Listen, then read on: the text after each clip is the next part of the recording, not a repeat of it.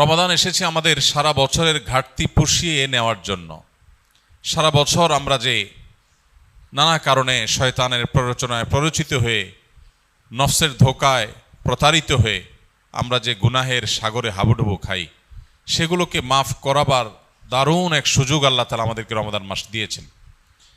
এবং সেই সাথে সারা বছর নেকামল করার যে সুবর্ণ সুযোগ আল্লাহ দিয়েছেন, সেগুলো আমরা হাতছাড়া করার পর বছরের সবচেয়ে বড় রিকভার করার মাস হলো, সময় হলো, মৌসুম হলো রমাদান মাস। এজন্য এই মাসটি হলো ইবাদতকারী, ইমানদার মুসলিম এবং জান্নাত প্রত্যাশী মানুষদের ইবাদতের মৌসুম, নেক আমলের সিজন। আল্লাহ রাব্বুল আলামিন এ মাসের সর্বোচ্চ সদ্ব্যবহার করার তৌফিক আমাদের সবাইকে দান করুন। সম্মানিত ভাই সকল, এ মাসে আমাদের সবচেয়ে প্রধান এবং সবচেয়ে মূল যে কাজটি বিশেষ গুরুত্বের সাথে করা উচিত, সেটি হলো যথাযথভাবে সিয়াম পালন করা। কারণ এই মাসের প্রধান আমলটাই হলো সিয়াম বা রোজা। আর সিয়াম শব্দের অর্থ বিরত থাকা। অতএব আমাদেরকে এই মাস আল্লাহ রাব্বুল আলামিন সিয়াম পালন করার নির্দেশ দিয়ে মূলত বিরত থাকার অভ্যাস আমাদের গড়ে তুলবার সুযোগ দিয়েছেন।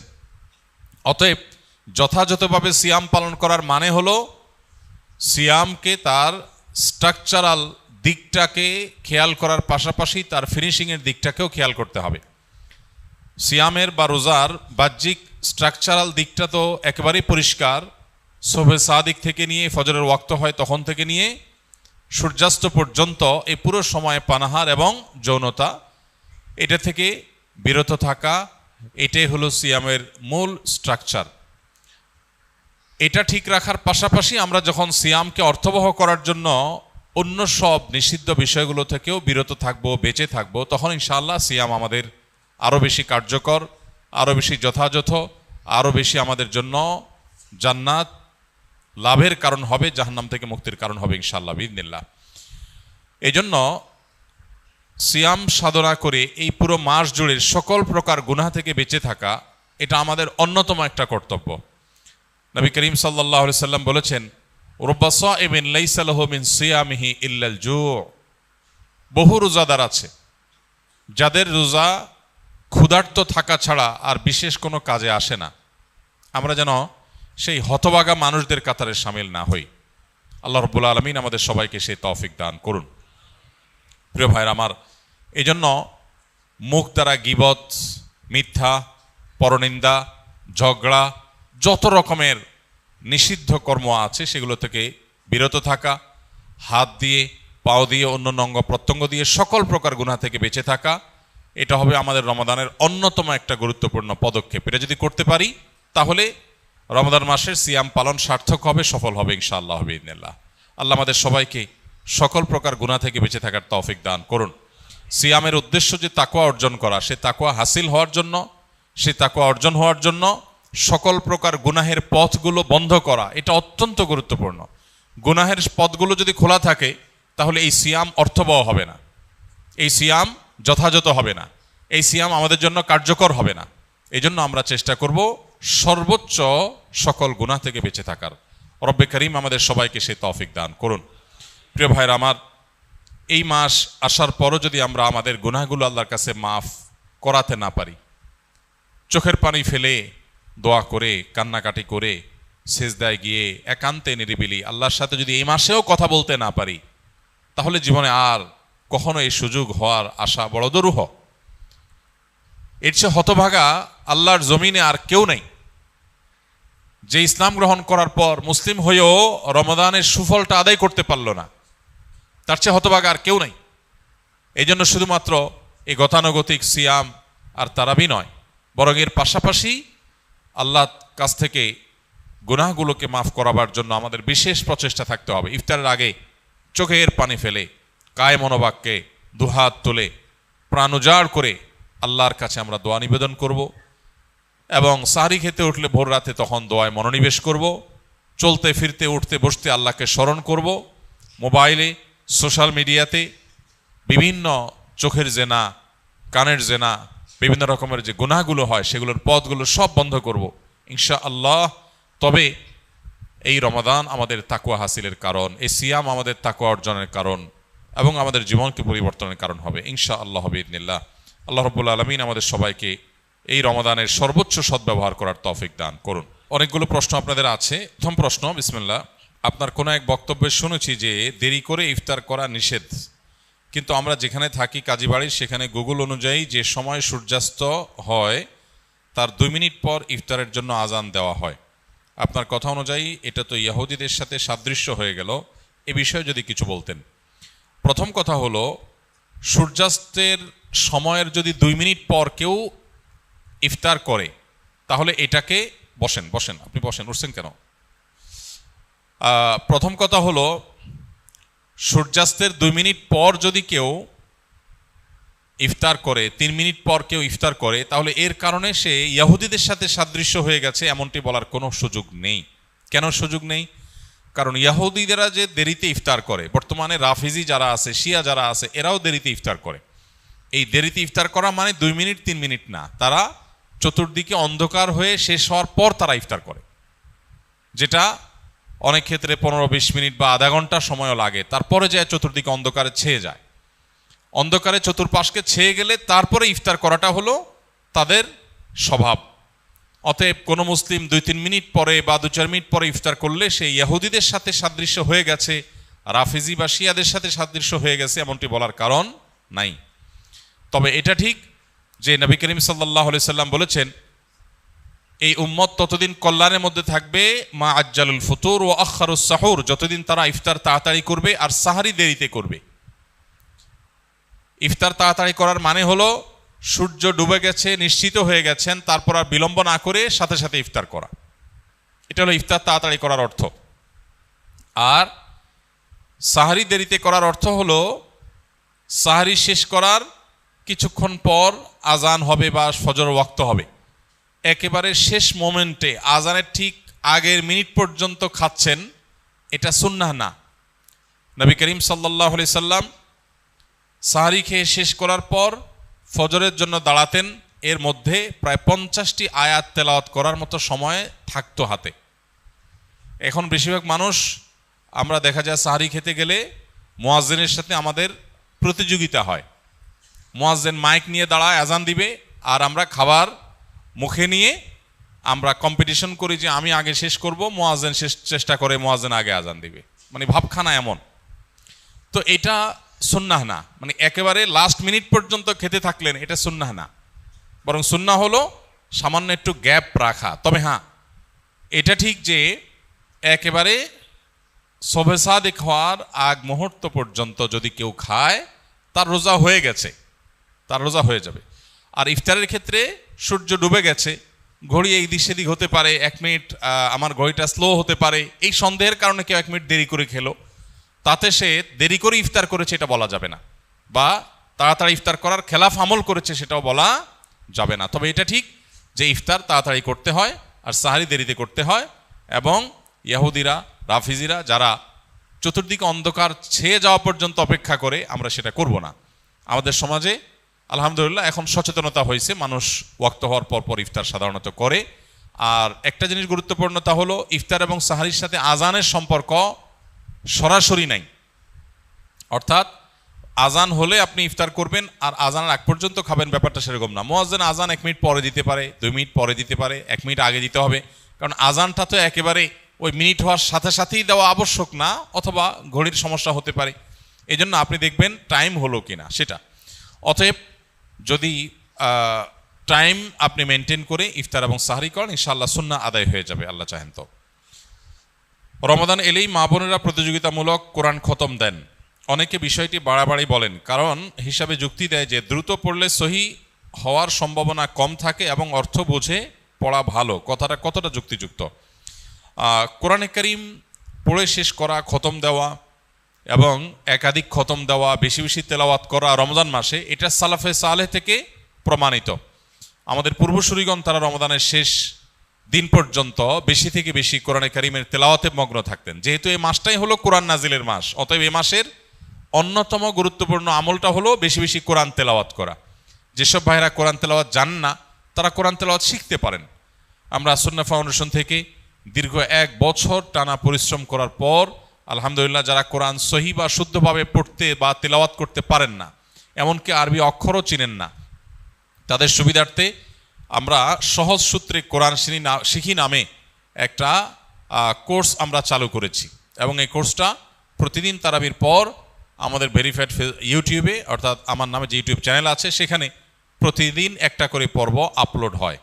গত 2 রাতে 2টি পর্ব আপলোড হয়ে গেছে। আজকে তারাবির পরে 3 নম্বর পর্ব আপলোড হবে ইনশাআল্লাহ। 10 থেকে 15 মিনিট 20 মিনিটের মধ্যে ভিডিওটা, মাত্র 27টি ভিডিও ইনশাআল্লাহ পুরো কোরআন সহি করে শেখার জন্য তৈরি করা হয়েছে, অনেক পরিশ্রম করে, অনেক সাধনা করে। অতএব যারা সময় আছে তারা সেই ভিডিও ফলো করতে পারি, অথবা অন্য কোনো উপায়ে কোরআন সহি করে পড়বো। আর যাদের তেলাওয়াত সহি আছে তারা বেশি বেশি পড়বো। এখন কথা হলো, প্রতিযোগিতামূলকভাবে বেশি বেশি করে কোরআন খতম দিলে সেটা ভালো কিনা? উত্তর হলো অবশ্যই ভালো, তবে তার কোয়ালিটি যেন ঠিক থাকে।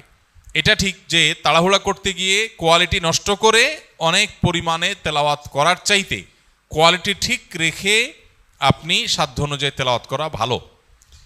দেখা যায় অনেকে হুলস্থুল করে কোরআন তেলাওয়াত করেন, কি পড়েন নিজেও বোঝেন না, খতম দেওয়া উদ্দেশ্য হয়। এই খতমটা অর্থবহ না। আল্লাহ তাআলা আমাদের আমলকে মাপবেন, আল্লাহ আমলকে গণবেন না। কিয়ামতের দিন আমল গণা হবে না মাপা হবে? মাপা হবে। অতএব আমাদের আমলের কোয়ান্টিটি না, দেখতে হবে কি কোয়ালিটি। এজন্য তেলাওয়াত সুন্দর করে করতে হবে। কিন্তু আবার কোয়ালিটির কথা চিন্তা করে অনেকের খতম দেওয়ারই আর সুযোগ হয় না, সেটা দুর্ভাগ্যের ব্যাপার। এজন্য কোরআনে কারীম বেশি বেশি তেলাওয়াত করা প্রশংসনীয়, প্রতিযোগিতামূলকভাবে করলে সেটাও প্রশংসনীয়, বেশি বেশি খতম হলে সেটাও প্রশংসনীয়। তবে লক্ষ্য রাখতে হবে তেলাওয়াতটা যেন তারতিলের সাথে হয়, শুদ্ধতার সাথে হয়। আল্লাহ বলেছেন ওয়ারাত্তিলিল কুরআনা তারতিলা, তোমরা তারতিলের সাথে কোরআনকে তেলাওয়াত করো। অতএব সে বিষয়টি আমাদেরকে লক্ষ্য রাখতে হবে। একজন মানুষ ইতিকাফে বসে মোবাইল চালানো, মসজিদের ভিতরে দ্বীন ইসলামের ক্লাস ও মসজিদের ভিতরে ইফতার পার্টিতে অংশগ্রহণ করতে পারবে কিনা, এবং কেউ কোনো কিছু জানতে চাইলে ইতিকাফরত ব্যক্তি উত্তর দিতে পারবে কি না? উত্তর হলো যে ইতিকাফরত অবস্থায় একান্ত প্রয়োজনীয় কথা বলতে পারবে। কেউ কিছু জানতে চাইলেও সেটার উত্তর দিতে পারবে। কিন্তু মসজিদের মধ্যে মোবাইল টিপাটিপি, যেটা অহেতুক মোবাইল টিপাটিপি করা, সোশ্যাল মিডিয়া ব্রাউজ করে বেড়ানো, আপনার স্ক্রল করে বেড়ানো, এটা অবশ্যই ইতিকাফের যে উদ্দেশ্য সেটাকে ব্যাহত করে, ইতিকাফের যে প্রাণ সেটাকে নষ্ট করে। সেটা করা যাবে না বা সেটা করা উচিত না। যদি কেউ সেটা করেন তাহলে ইতিকাফ ভাঙবে না, কিন্তু ইতিকাফের কোয়ালিটি নষ্ট হয়ে যাবে এবং এটার সওয়াব কমে যাবে। এজন্য অহেতুক মোবাইল টিপাটিপি বা অহেতুক গল্প গুজব আড্ডা এগুলো দেওয়া যাবে না। তবে প্রয়োজনীয় কথা বলা যাবে, এবং মসজিদের মধ্যে দ্বীনি ইলমের ক্লাস অবশ্যই করা যাবে। মসজিদের মধ্যে ইফতারের কোনো প্রোগ্রাম হলে সেখানে অংশগ্রহণ করা যাবে, এগুলোতে কোনো অসুবিধা নেই। ইতিকাফ নিয়ে আমাদের মধ্যে অনেকের মধ্যে অতি ভয় কাজ করে। আমরা মনে করি ইতিকাফে বসলে বোবা হয়ে যেতে হয়, কোনো কথা বলা যায় না। এরকম না, সাধারণ স্বাভাবিক জীবনযাপন আমরা করতে পারবো ইনশাআল্লাহ। নবী করিম সাল্লাল্লাহু আলাইহি সাল্লাম রমাদানের শেষ দশকে জীবনে কোনো বছর ইতিকাফ ছাড়তেন না। 1 বছর তিনি শেষ দশকে ইতিকাফ রেখে ইতিকাফে বসে আবার বের হয়ে যেতে হয়েছে, ইতিকাফ ভেঙে ফেলতে হয়েছে একটা বিশেষ প্রয়োজনে। পরবর্তী বছর তিনি সেই 10 দিন এবং পরের বছরের 10 দিন সহ 20 দিন ইতিকাফ করেছিলেন। এর মানে হলো দ্বিতীয় হিজরিতে রমজানের রোজা ফরজ হওয়ার পর থেকে নিয়ে তার ওয়াফাত পর্যন্ত 10ম হিজরি পর্যন্ত এই 8 বছর কোনো বছর তিনি ইতিকাফ ছাড়েননি। অথচ আমরা বেশিরভাগ মানুষের জীবনে 1 বছরেও ইতিকাফ করা হয়নি। এটা দুর্ভাগ্যজনক বিষয়। যেটা নবীজি জীবনে কখনো ছাড়েননি, কোনো বছর ছাড়েননি, সেটা আমি জীবনে কোনো বছর করি নাই। পরম শত্রুর সাথেও তো এরকম বৈপরীত্য হয় না, যেটা আমরা আমাদের নবীজি সাল্লাল্লাহু আলাইহি সাল্লামের সাথে আজ আমাদের কার্যত সেই বৈপরীত্য আমরা করে রেখে দিয়েছি। এই জন্য ইতিকাফের দৃঢ় সংকল্প আমাদের করা উচিত। আল্লাহ আমাদের তৌফিক দান করুন। কত টাকা থাকলে জাকাত ফরজ হয়? জাকাত কবে দিতে হবে? জাকাত কত টাকা হলে ফরজ হয়? এর উত্তর হলো, কেউ যদি 52.5 ভরি রূপা, এটা অথবা রূপার সমমূল্যের সম্পদ, নগদ অর্থ, ব্যাংক ব্যালেন্স, অথবা ব্যবসার মাল, যে পণ্য কেনা হয়েছে বিক্রির জন্য, এরকম কোনো মাল যার কাছে আছে যেটার মূল্য দাঁড়ায় 52.5 ভরির সমান, এইরকম সম্পদের মালিক যদি কেউ হয় এবং সেই সম্পদ তার কাছে 1 বছর থাকে, তাহলে 1 বছর পর ওই সম্পদের বাজার মূল্য হিসেব করে 1 বছর পর 2.5% জাকাত দিতে হবে, অর্থাৎ লাখে 2,500 টাকা। এভাবে হিসাব করে তাকে জাকাত দিতে হবে। বর্তমানে রূপার যে বাজার দর সেটা হিসাব করলে প্রায় 2.25 লাখ টাকার কাছাকাছি হয় 52.5 ভরি রূপার দাম। এটা ভ্যারি করে, উঠানামা করে। একেবারে খুব রিসেন্ট যে এখন 2026-এর ফেব্রুয়ারি মাস চলছে, এই সময়টাতে রূপার যে বাজার দর আছে সেটা হিসাব করে দেখা গেছে যে 2.25 লাখ টাকার কাছাকাছি। এক্সাক্ট আপনি যখন দিবেন রূপার দরটা জেনে নিয়ে যে 52.5 ভরি বা 52.5 তোলা রূপার দাম কত সেটা হিসাব করে যদি দেখেন যে এটা আপনার সম্পদ এই পরিমাণ হয়ে গেছে, তাহলে সবটুকুর জাকাত দিতে হবে। এমন না যে এর অতিরিক্তটা জাকাত, বরং সবটুকুর জাকাত দিতে হবে। জাকাত দেওয়াটাকে জরিমানা মনে করা এটা কিয়ামতের আলামত। সহিহ বুখারীতে আসছে, নবী সাল্লাল্লাহু আলাইহি ওয়াসাল্লাম বলেছেন, একটা সময় আসবে মানুষ যখন জাকাত দেওয়াটাকে তার জন্য অর্থদণ্ডের মতো বিষয় মনে করবে, জরিমানার মতো বিষয় মনে করবে। এটা ভুল ধারণা আমাদের সমাজে। কারণ আমরা মনে করি যে জাকাত দিলে বোধহয় লস হয়ে যায়, কমে যায়। বরং জাকাত দিলে এটা তো আমার আখিরাতের অ্যাকাউন্টে জমা হয়ে গেল, এটা বরং আমার স্থায়ী হয়ে গেল, নিশ্চিত হয়ে গেল, বাকিগুলোর গ্যারান্টি নেই। এই জন্য জাকাত দিতে পারাটা সৌভাগ্যের বিষয়। আর জাকাত কখন ফরজ হয়, এর উত্তর হলো যে জাকাত ফরজ হয় প্রত্যেকটা ব্যক্তির অর্থ বছরের আলোকে। সবার অর্থ বছর একরকম নাও হতে পারে। ধরুন আমি জিলহজের প্রথম তারিখে জাকাত দেওয়ার মতো সম্পদের মালিক হয়েছি, তাহলে পরবর্তী বছর জিলহজের প্রথম তারিখে আমার জাকাত আসবে। কেউ যদি মুহররম মাসে জাকাত দেওয়ার মতো সম্পদের মালিক হয়ে থাকে, তাহলে 1 বছর পর মুহররম মাসে তার জাকাত তার উপরে বর্তাবে। তো জাকাত বর্ষ এটা নির্ভর করে ব্যক্তি কখন সম্পদের মালিকানা আসছে তার উপরে। এখন কেউ যদি জাকাত দেওয়ার সুবিধার্থে, হিসাব করার সুবিধার্থে সে যদি একটু আগে দিয়ে দেয়, ধরা যাক যে আমার জিলহজে আসে, আমি রমজানে দিয়ে দিলাম হিসাব করে, কোনো অসুবিধা নেই, জাকাত অগ্রিম দেওয়া যায়, যে প্রতি বছর আমি রমজানে দিলাম, সমস্যা নেই। আমাদের সমাজে অনেকে মনে করেন রমজান মাসেই জাকাত দিতে হয়। জাকাত রমজান মাসেই শুধু দিতে হয় এমন কোনো কথা নেই। তবে এটা ঠিক, রমজান মাস আমলের মাস, সওয়াবের মাস, এ মাসে আমরা বেশি বেশি সওয়াব হাসিল করার চেষ্টা করব ইনশাআল্লাহ বিইذনিল্লাহ। সেই জায়গা থেকে আমরা নফল দান, অন্যান্য সাদাকা করব এবং বিশেষভাবে যদি জাকাত দেওয়ার চেষ্টা করি ইনশাআল্লাহ, সেটাও আল্লাহ তাআলার কাছে আমরা বিশেষ আজরের আশা করতে পারি। আমি 12 ঘন্টা কাজ করি, রোজা রেখে নামাজ না পড়লে কি রোজা হবে? রোজা রেখে নামাজ যদি কেউ না পড়ে, তাহলে এটা হলো লুঙ্গি খুলে পাগড়ি পরার মতো। অর্থাৎ রোজার গুরুত্বের চাইতে নামাজের গুরুত্ব বেশি না কম? বেশি। এখন আপনি রোজা রাখছেন কিন্তু নামাজ পড়েন নাই, তাহলে আপনি পাগড়ি পরছেন কিন্তু লুঙ্গি পরেন নাই, তাহলে পাগড়ি পরছেন, পাগড়ি পরার সওয়াব পাবেন, কিন্তু তার চাইতে লুঙ্গি না পরার গুনাহ ভয়ঙ্কর।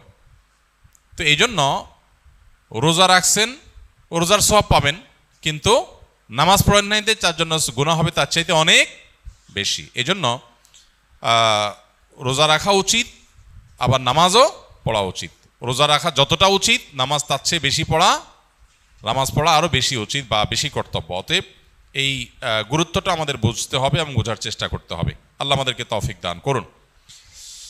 আমি জানতে চাচ্ছি, যদি কখনো শারীরিক অসুস্থতার কারণে তারাবি নামাজ না পড়তে পারি, এতে কি গুনাহ হবে? শুধু এশার নামাজ আদায় করলে হবে?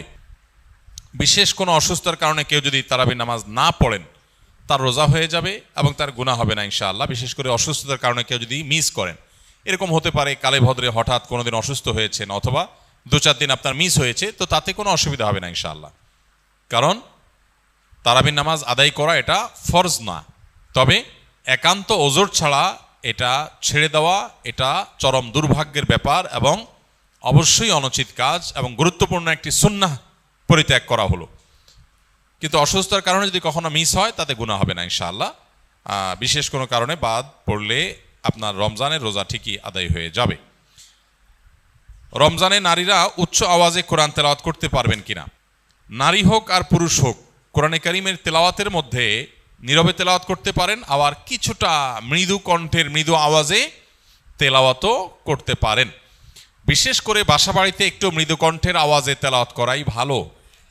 শয়তানকে বিতাড়িত করবার প্রয়োজনে বিশেষ করে একটু উচ্চ স্বরে, একটু সরবে কোরআন তেলাওয়াত করা গুরুত্বপূর্ণ। মেয়েদের কোরআন তেলাওয়াতের ক্ষেত্রে লক্ষ্য করতে হবে যে পরপুরুষের কানে যেন তেলাওয়াতের আওয়াজ না যায়, রাস্তায় বাসার বাইরে যেন না যায়, সেটা খেয়াল রাখতে হয়। বাসার ভিতরে যদি থাকে, পরপুরুষ বা গায়রে মাহরামের কানে যদি আওয়াজ যাওয়ার আশঙ্কা না থাকে, তাহলে কোনো অসুবিধা নেই। বাসায় বসে সেরকম তেলাওয়াত মা বোনরা করতে পারবেন, এবং সবসময় তাদের একেবারে নীরবেই করতে হবে এমন কোনো বাধ্যবাধকতা নাই, বরং কিছুটা সরবে করতে পারেন। বিশেষ করে পরিবারের অন্যান্য সদস্যদেরকে কোরআন তেলাওয়াতে উদ্বুদ্ধ করার জন্য যদি একটু আওয়াজ দিয়ে পড়েন, তাতে কোনো অসুবিধা নাই, বরং অনেক ক্ষেত্রে এটা ভালো সন্তানদেরকে অভ্যস্ত করার জন্য। এবং বিশেষ করে আজকাল তো একটু সরবে আওয়াজ কোরআন তেলাওয়াত, এটা বাসাবাড়ি থেকে আমাদের বিভিন্ন জায়গা থেকে এটা উঠে গেছে, এটা করা দরকার। হ্যাঁ, মসজিদে যখন আপনি তেলাওয়াত করবেন বা এমন জায়গায় তেলাওয়াত করবেন যেখানে আরও অনেক মানুষ আছে, সেখানে জোরে তেলাওয়াত করলে অন্যদের ডিস্টার্ব হবে, সেখানে অন্যের ডিস্টার্ব যেন না হয় সেভাবে আপনাকে তেলাওয়াত করতে হবে। নবী করিম সাল্লাল্লাহু আলাইহি সাল্লাম মসজিদে নববীতে এক ব্যক্তিকে উচ্চস্বরে কোরআন তেলাওয়াত করতে শুনে বলেছেন যে, তুমি যাকে শোনাতে চাচ্ছ তিনি বধির নন, অর্থাৎ তোমার আওয়াজ যেন অন্য কারোর কষ্টের কারণ, ডিস্টার্বের কারণ না হয়। এটা আমাদের খেয়াল রাখতে হবে ইনশাআল্লাহ তাআলা। রমজানের শেষ দশকের জন্য বিস্তারিত কিছু আমল বলুন। রমজানের শেষ দশকের বিশেষ আমল নবী করিম সাল্লাল্লাহু আলাইহি সাল্লামের জীবনী থেকে যেটা আমরা পাই, সেটা হলো যে আম্মা জান আয়েশা রাদিয়াল্লাহু তাআলা আনহা থেকে বর্ণিত, নবী করিম সাল্লাল্লাহু আলাইহি সাল্লাম রমজানের শেষ দশক যখন শুরু হতো, তখন তিনি কি করতেন? কানান নবী সাল্লাল্লাহু আলাইহি সাল্লাম ইদা দাখালাল আশর, রমজানের শেষ দশক যখন শুরু হতো, আহিয়া লাইলা, নাম্বার 1, তিনি রাত জেগে ইবাদত করতেন। অনেক মুহাদ্দিসগণ, অনেক হাদিস বিশারদগণ বলেছেন এর অর্থ হলো রাতে তিনি ঘুমোতেন না শেষ দশক। আবার অনেক মুহাদ্দিসগণ বলেছেন কুমিল লাইলা ইল্লা কালিলার উপর আমল করে সামান্য ঘুমাতেন, বেশিরভাগ রাতে ইবাদত করতেন। তাহলে 1 নম্বর আমল হলো শেষ দশকের প্রতিটা রাত জেগে ইবাদত করা। নাম্বার 2, ওয়াইকাজা আহলাহ, নফল আমলের জন্য অন্য কোনো সময় পরিবারকে ডেকে তুলতেন না, কিন্তু রমজানের শেষ দশক পরিবারকে ঘুম থেকে ডেকে তুলতেন ইবাদতের জন্য। তার মানে পরিবারকে ইবাদতের জন্য উদ্বুদ্ধ করতে হবে। 3 নম্বর, ওয়াসাদ্দামি ইজারা, তিনি ইবাদতের জন্য কোমর বেঁধে নিতেন। কোমর বেঁধে নেওয়ার একটা অর্থ করেছেন অনেক হাদিস বিশারদ, স্ত্রী সহবাস থেকে দূরে থাকতেন। আরবরা এরকম কোমর বেঁধে নেওয়া বলতে এরকম ইঙ্গিত করে থাকে। আবার অনেক মুহাদ্দিসগণ এর ব্যাখ্যা করেছেন যে কোমর বেঁধে নেওয়া মানে আমরা যেরকম বলি কোমর বেঁধে ইবাদত করা, কোমর বেঁধে নেমে যাওয়া কোনো কাজে, তার মানে সর্বোচ্চ মেহনত এবং পরিশ্রম সাধনা করতেন ইবাদতের জন্য। আর অন্য আরেকটি হাদিসে আসছে, কানা ইয়াজতাহিদু ফীহি মা লা ইয়াজতাহিদু ফী গায়রি, নবীজি শেষ দশকে ইবাদতের জন্য এত বেশি পরিশ্রম করতেন, বছরে অন্য কোনো সময় ইবাদতের জন্য এত পরিশ্রম করতেন না। অথচ আমরা শেষ দশকে বেশিরভাগ মানুষ হয় গ্রামের বাড়ি যাওয়ার নিয়ে ব্যস্ত, গ্রামের বাড়ি যাওয়ার পরে বিভিন্ন বাড়িতে বাড়িতে ঘোরার, গ্রামে গ্রামে ঘোরার নিয়ে ব্যস্ত, আর শহরে যারা আছি তারা কেনাকাটা, শপিং ইত্যাদিতে ব্যস্ত। তো এটা হলো আমাদের শেষ দশকের অভ্যাস, যেটা হাদিসের একেবারেই বিপরীত। শেষ দশক হওয়া উচিত প্রথম দশক, দ্বিতীয় দশকের চাইতে বেশি ইবাদতে বেশি মনোযোগী হওয়া উচিত আমাদের শেষ দশকে। আল্লাহ আমাদেরকে তৌফিক দান করুন। রমজানের নারীরা উচ্চ আওয়াজে কোরআন তেলাওয়াত করতে পারবে কিনা, এটার উত্তর একবার দেওয়া হয়েছে। শবে কদরের নামাজ কত রাকাত, নিয়ত কিভাবে করব, কি কি স্পেশাল আমল আছে? লাইলাতুল কদর বা শবে কদর যেটাকে আমরা বলি, এই লাইলাতুল কদরে দাঁড়িয়ে বেশি বেশি নফল নামাজ পড়বো আমরা, দীর্ঘ রুকু, দীর্ঘ সিজদা, দীর্ঘ কেরাতে, ধীরস্থিরতার সাথে, সৌন্দর্যের সাথে। তো কোরআন তেলাওয়াত বেশি বেশি করা, দোয়া করা, জিকির আজকার করা, আল্লাহর কাছে আল্লাহ স্মরণ করা, এগুলোর মধ্য দিয়ে আমরা রাতকে কাটাবো। লাইলাতুল কদরে বিশেষ আমল বলতে একটা দোয়াই শুধু হাদিস দ্বারা আমরা জানতে পারি, সেটা হলো নবী করিম সাল্লাল্লাহু আলাইহি সাল্লাম মা আয়েশা রাদিয়াল্লাহু তাআলা আনহাকে শিখিয়েছেন যে লাইলাতুল কদর পেলে তিনি যেন এই দোয়া পড়েন, আল্লাহুম্মা ইন্নাকা আফুউন তুহিব্বুল আফওয়া ফা'ফু আন্নি, আল্লাহ আপনি ক্ষমাশীল, ক্ষমাশীলতাকে আপনি পছন্দ করেন, অতএব আমাকে ক্ষমা করুন। এই দোয়া আমরা বেশি বেশি পড়বো। এর বাইরে লাইলাতুল কদরের বা শবে কদরের আলাদা কোনো নামাজের ফরম্যাট নাই যে এত সংখ্যক রাকাত পড়তে হবে এবং প্রথম রাকাতে অমুক সূরার সাথে অমুক সূরা এতবার, দ্বিতীয় রাকাতে তমুক সূরা এতবার, এরকম কোনো বাধ্যবাধকতা নেই। যে কোনো সূরা দিয়ে অন্য যে কোনো সাধারণ নামাজের মতো করে আমরা লাইলাতুল কদরের নামাজ পড়তে পারি।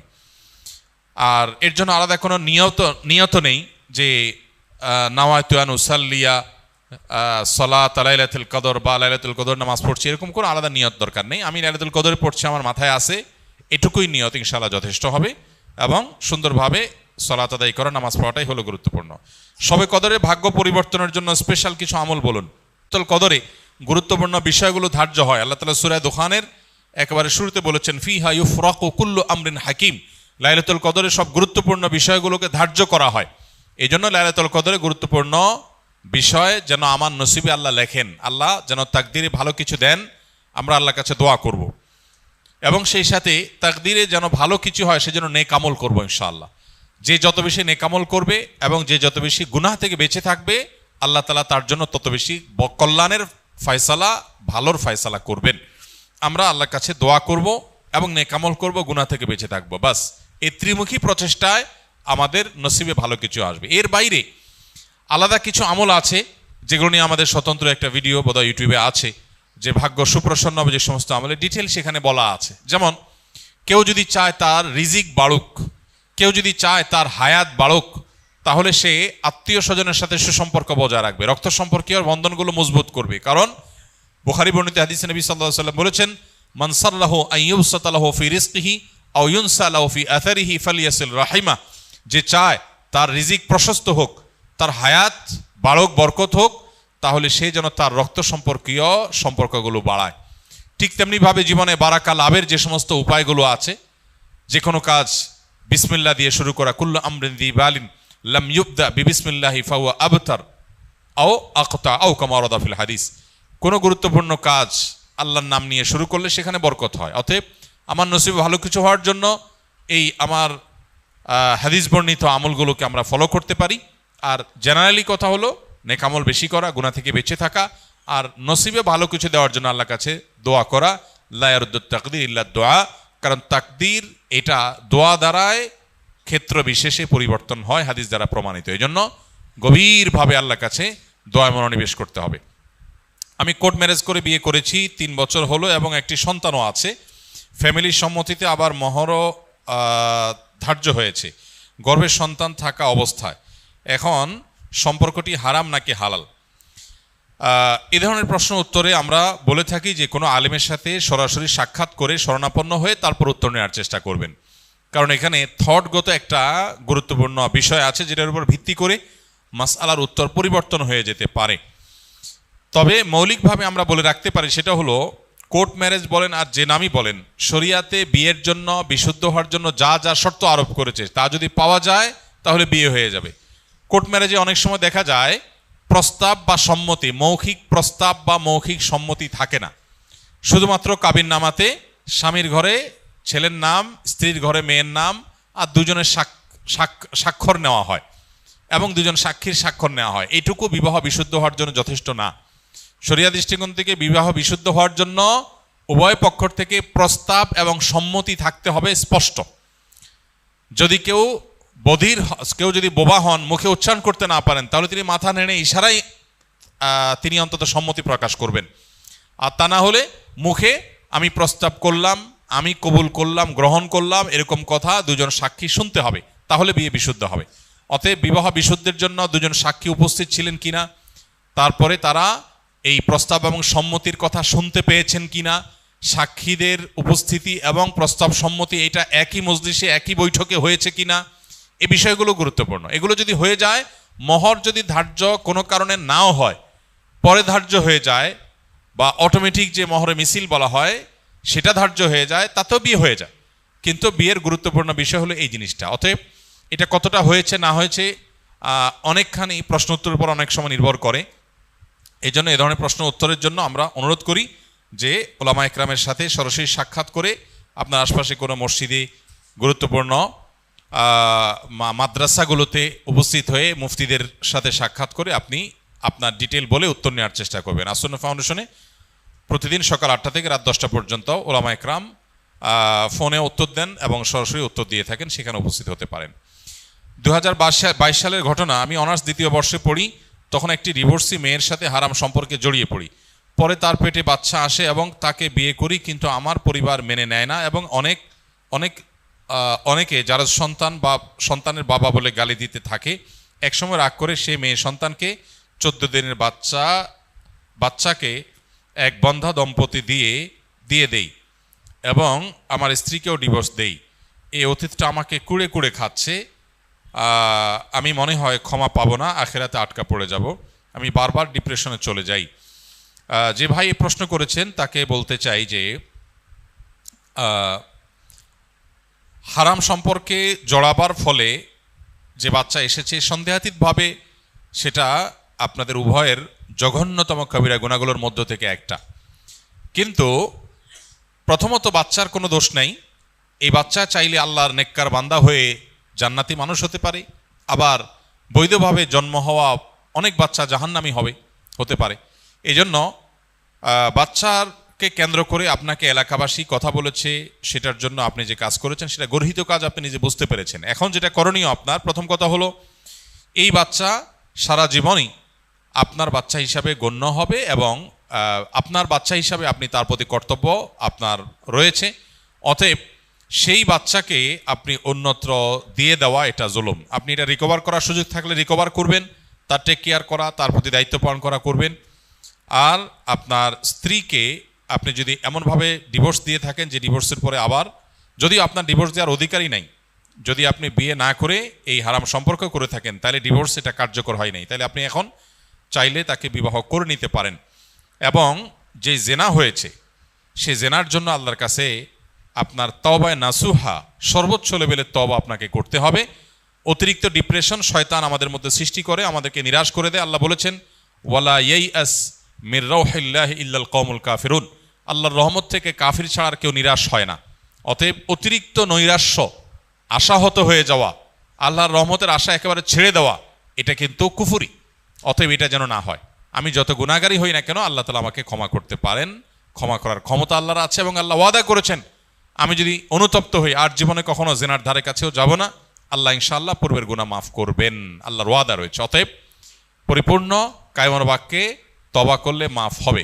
আপনি যদি মনে করেন যে না আমার গুনাহ কোনোভাবেই মাফ হবে না, তাহলে সেক্ষেত্রে আপনি আল্লাহর প্রতি কুধারণা করলেন, এটা বরং অনুচিত কাজ হবে। অতএব অতিরিক্ত ডিপ্রেশনে না গিয়ে আল্লাহর কাছে মাফ চাইতে হবে। আল্লাহ তাআলা আমাদেরকে আমলের তৌফিক দান করুন।